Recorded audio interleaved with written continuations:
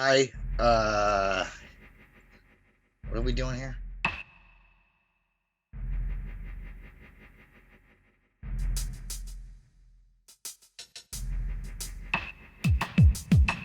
Oh yeah.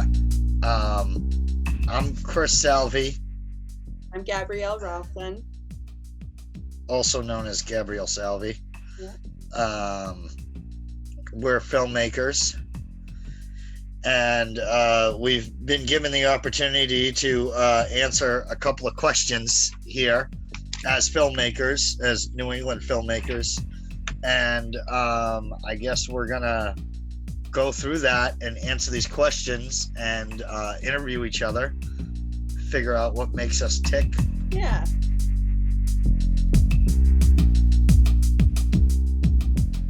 I think for myself, I'm trying to accomplish the ability to keep doing this without um, worrying about how I'm going to fund the next project.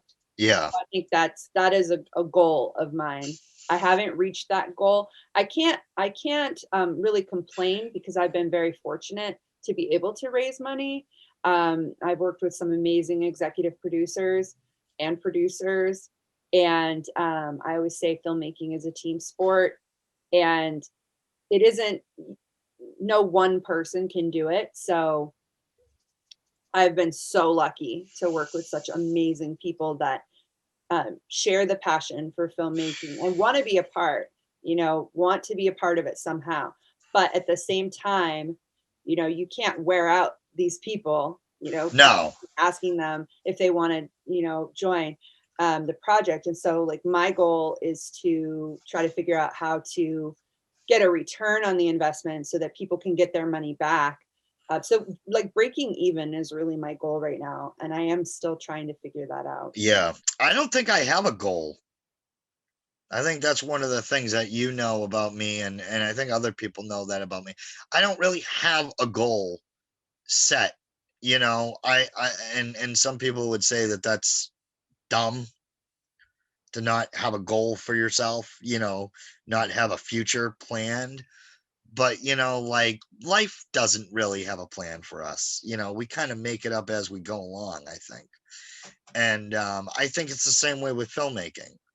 Like, what is, most people want to end up in Hollywood and they want to end up getting paid to make films.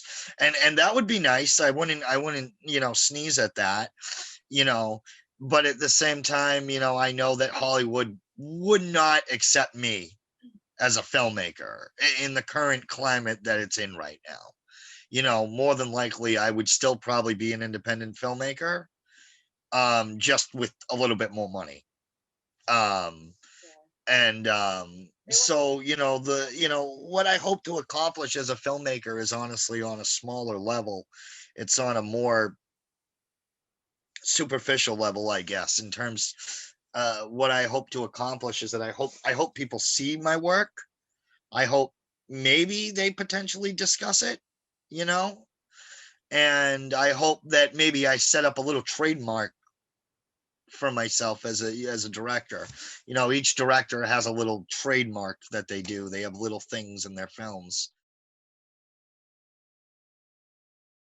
Phone calls are like huge in my movies. I didn't even know it until like watching my last like 4 films. Like, phone calls represent, the phone is a dying machine. The phone call is a dying art, I feel like. When you got a phone call, that phone back in the day would just keep ringing and ringing and ringing. A phone call was a statement. A phone call was a message. And in all my previous films, phone calls have represented death. They've represented trouble. They've represented love. And they've represented bad news and good news. And I was watching the cuts for 1059 today, and I said, there's no phone call in this movie. But there is.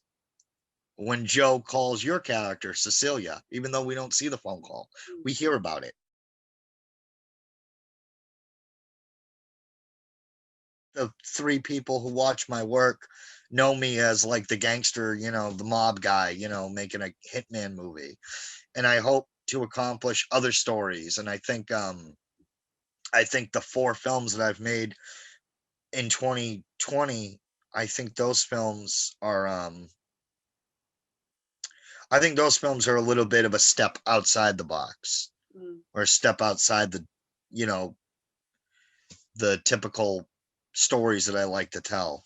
And it was you who said, hey, look, you have a niche, a niche, stick with your niche, know what you know, and I do understand those worlds of violence in the streets but there's other things that I'd like to move on and tell other worlds that I I did understand. not say you have to stick with them. I said own it. I always Well, say you said no, you're good no, at it, yeah, you know, but I think, everyone should always grow and push themselves and not be afraid of doing something different. But what's funny about that is you could do something really great that's different and people could hate it because it's yeah. Well, passion. that's Like when your favorite artist switches up and starts doing something different that you don't expect them to do, not that it matters, but you'll no, but that's the see when you start doing some very different stuff. Well, that's the thing that's the thing about stepping outside of your comfort zone, is that people go and they are expecting a certain style from you as a filmmaker. If they already know it,